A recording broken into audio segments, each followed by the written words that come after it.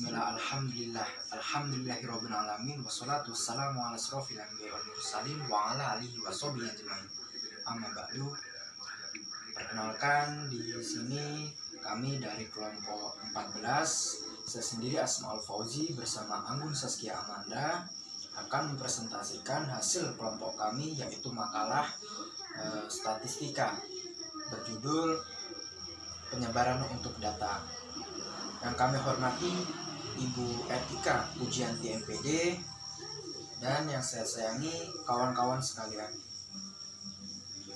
Mari langsung saja kita mulai presentasi kita tentang untuk penyebaran data dapat didefinisikan seberapa jauh data menyebar dari rata-rata. Jadi dapat dikatakan semakin tinggi data itu bisa disebut data heterogen, dan semakin rendah data dapat disebut data homogen. Untuk poin selanjutnya, mari kita bahas macam-macam penyebaran untuk data. Ada dua jenis penyebaran untuk data, yang bisa dikelompokkan, dan yang kedua yang tidak bisa dikelompokkan. Untuk penyebaran data yang tidak dikelompokkan, salah satunya itu adalah rank. Rank ini jarak atau selisih dari data terbesar dengan data terendah. Nah, di sini kita bisa rumuskan L itu adalah data terbesar dan S itu adalah data terkecil. Jadi untuk rumusnya L dikurangi S. L itu data terbesar dan S itu data terkecil.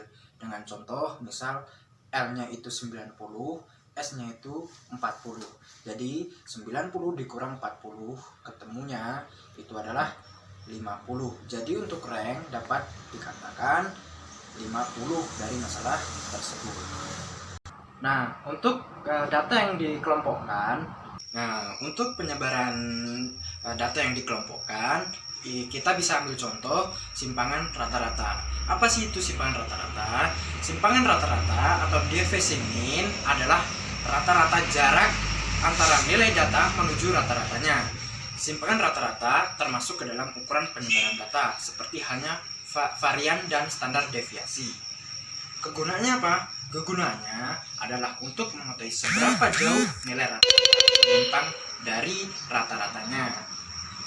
Bisa rumuskan L itu adalah data terbesar dan S itu adalah data terkecil.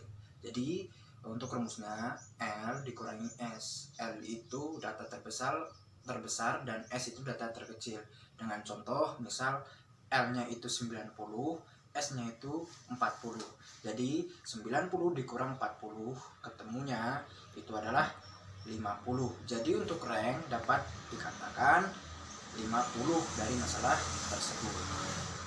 Nah, untuk data yang dikelompokkan, untuk penyebaran data yang dikelompokkan, kita bisa ambil contoh simpangan rata-rata. Apa sih itu simpangan rata-rata? Simpangan rata-rata atau deviation mean adalah rata-rata jarak antara nilai data menuju rata-ratanya.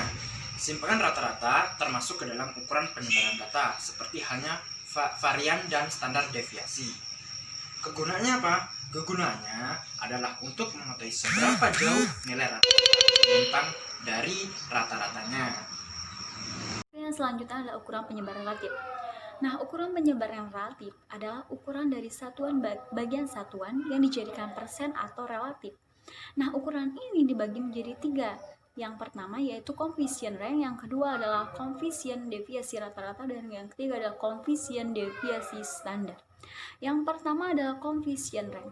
Coefficient rank atau jarak itu diukur dari bagian jarak atau relatif. Nah, dengan rumus yaitu LA min LB per LA plus LB kali 100%. LA itu definisinya yaitu adalah data teratas atau data tertinggi, sedangkan LB adalah data terendah atau data terbawah, ya teman-teman. Dan yang kedua adalah coefficient deviasi rata-rata. Coefficient deviasi rata-rata ini diukur dari rata-rata relatifnya, deviasi relatifnya. Dan ini rumusnya adalah MD per S kali 100%. ya. Dan yang terakhir adalah koefisien deviasi standar. Koefisien deviasi standar ini dia diambil dari ukuran standar deviasi dari rata-rata persentase. Nah, ini rumusnya adalah O per X kali 100%. Rumus standar deviasi ini biasanya digunakan untuk mengetahui sebaran data pada sampel data. Dan rumusnya itu adalah S sama dengan akar dari stigma N sama dengan 1 buka kurung X1 min X pangkat 2 per N min 1. Nah, yang selanjutnya adalah ukuran penyebaran lainnya. Ukuran penyebaran lainnya itu ada terdiri dari rank interkuartil, deviasi kuartil, dan jarak persentil. Nah, masing-masing ukuran ini ada rumusnya ya teman-teman. Yang pertama adalah rank interkuartil. Rumusnya itu adalah kuartil ketiga min kuartil ke-1. Nah, deviasi. Dan yang kedua adalah deviasi kuartil. Deviasi kuartil ini rumusnya adalah kuartil ketiga min kuartil 1 dibagi 2. Dan yang ketiga adalah jarak persentil. Jarak persentil ini rumusnya adalah persentil ke-90 min persentil 10. Nah, selanjutnya adalah ukuran kecondongan. Ukuran kecondongan itu biasanya ditentukan berdasarkan min, median, dan modusnya. Dan ukuran kecondongan ini dibagi menjadi 3 ya teman-teman. Ukuran kecondongan apabila dia ke kiri yaitu kecondongan negatif. Nah, di mana modus lebih besar dari min. Nah, sedangkan kecondongan simetris yaitu distribusi normal, yaitu min dan modus dan minnya itu sama.